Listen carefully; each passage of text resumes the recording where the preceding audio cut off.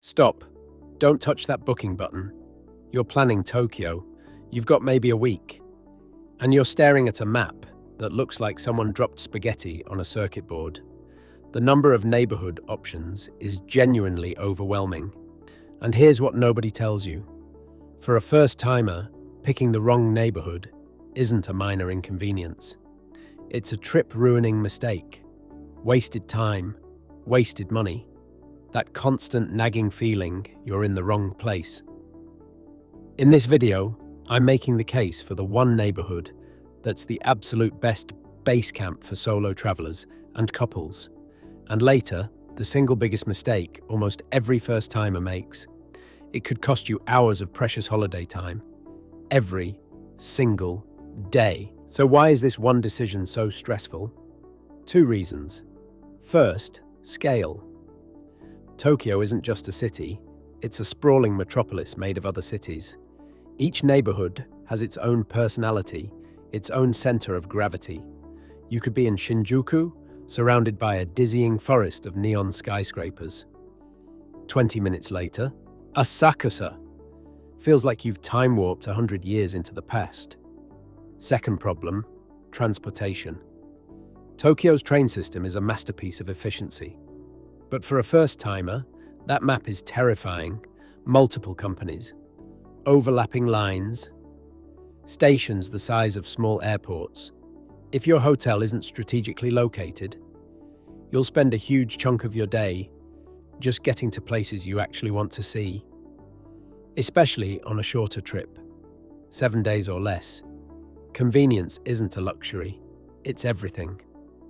You want to spend your time experiencing the city, not commuting through it. So how do we solve this? We simplify. One rule, non-negotiable. Your hotel must be a short walk from a station on the JR Yamanote Line. This is the green-colored loop that circles central Tokyo. It connects every major hub you'll want to visit. Shibuya, Shinjuku, Harajuku, Ueno, Akihabara, Tokyo Station. Staying near this line is like having a golden ticket. It transforms that terrifying map into a simple loop.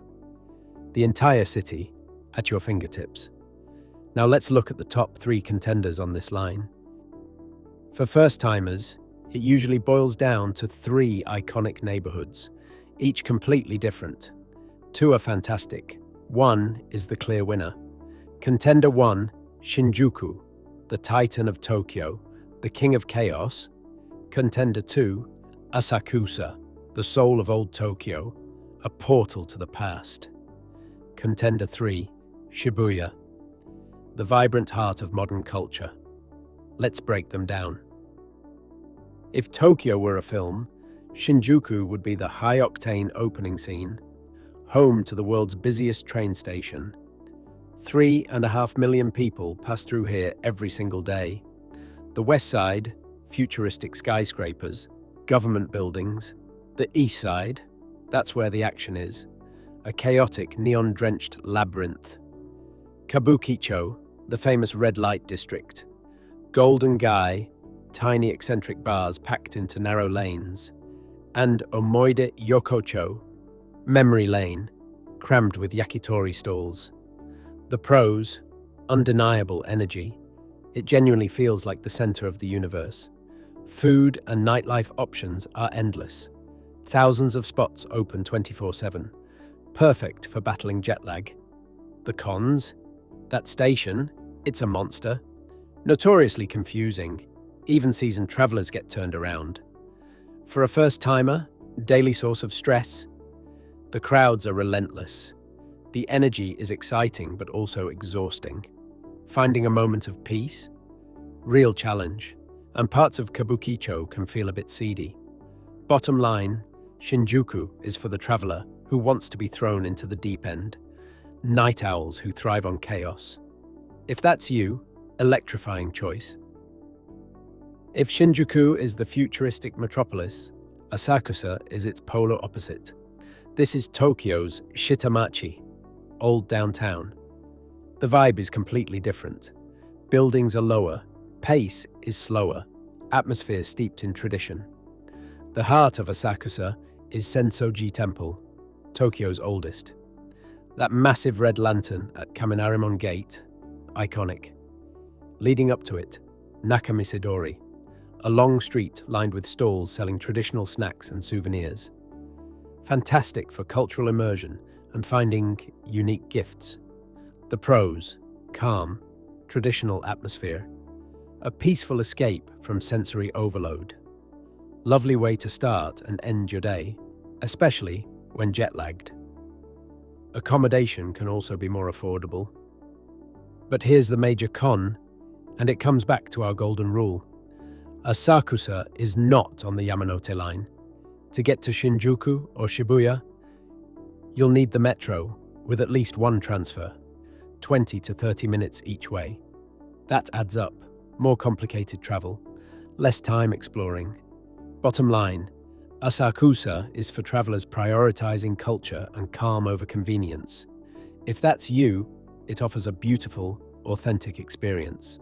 All right, we've seen the chaotic energy of Shinjuku, the traditional charm of Asakusa, both incredible neighborhoods, but neither is my number one pick for first-timers. Before I reveal which neighborhood takes the crown and why it's the perfect launchpad, if you're finding this helpful, hit subscribe. I create deep dive guides to help you travel smarter, not richer. Your support means I can keep making them. Okay, the neighborhood I recommend above all others for first-time solo travelers or couples on a week-long trip: Shibuya. Shibuya strikes the perfect balance. The exhilarating energy of Shinjuku, the accessibility that Asakusa lacks. It's the beating heart of modern, youthful Tokyo. Of course, you've seen the Shibuya crossing, world's busiest intersection. 3,000 people crossing from all directions at once. Pure, organized chaos. Shibuya Sky offers breathtaking 360 views of the entire city. But Shibuya is so much more than its famous spots. The vibe is trendy, fashionable, relentlessly cool. Department stores like Shibuya 109, endless shops. Some of the best food in Tokyo, from cheap ramen to high-end dining. But the real reason Shibuya is the champion: unbeatable logistics. Shibuya Station is a major hub right on the Yamanote Line. Shinjuku, 5 minutes. Harajuku, quirky street fashion. Peaceful Meiji Shrine, Yoyogi Park, 1 stop. Or a pleasant 15-minute walk. Easily hop on the loop to reach Ueno's parks and museums or Akihabara's electric town.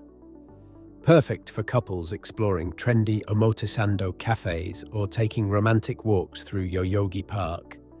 And ideal for solo travelers who want endless things to see and do in a safe, central, easy-to-navigate environment. Any cons? The main crossing area gets crowded on weekend evenings, but it's an energetic, youthful crowd, and quieter side streets are seconds away. Now, that trip-ruining mistake I mentioned at the start.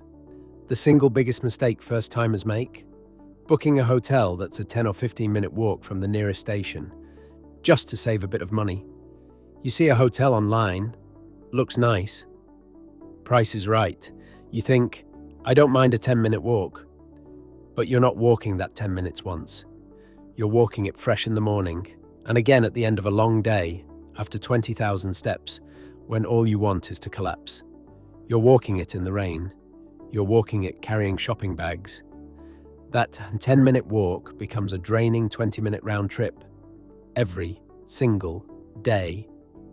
Whatever you saved on the room, instantly negated by the time, energy, and morale you lose. Trust me, pay the small premium. 5-minute walk maximum from a major station, preferably on the Yamanote Line. Your feet and your future self will thank you. A few solid mid-range options that follow this rule. In Shibuya, the Shibuya Tokyo REI Hotel or Dormy-Inn Premium Shibuya, both incredibly convenient. In Shinjuku, Hotel Gracery is solid and central, plus that iconic Godzilla head on the roof. And in Asakusa, the Gate Hotel Kaminarimon offers stunning temple views. So there you have it. First trip to Tokyo. Remember the golden rule. Stay near the Yamanote Line. If you crave that 24/7 Blade Runner energy and want to be at the epicenter of nightlife, Shinjuku is your spot. If you want a quieter, more traditional experience and don't mind a bit of a commute, Asakusa is a beautiful choice. But for the vast majority of first-time solo travelers and couples, Shibuya is the clear winner, the perfect all-in-one package, incredibly convenient, endlessly exciting, the ideal base camp for your Tokyo adventure. Ultimately, Tokyo is amazing wherever you stay, but choosing the right base? That's the difference between a good trip and an absolutely unforgettable one. Now, I want to hear from you. Based on this guide, which neighbourhood sounds right for your trip? Drop your choice in the comments. I read every single one. Thanks for watching. Happy travels.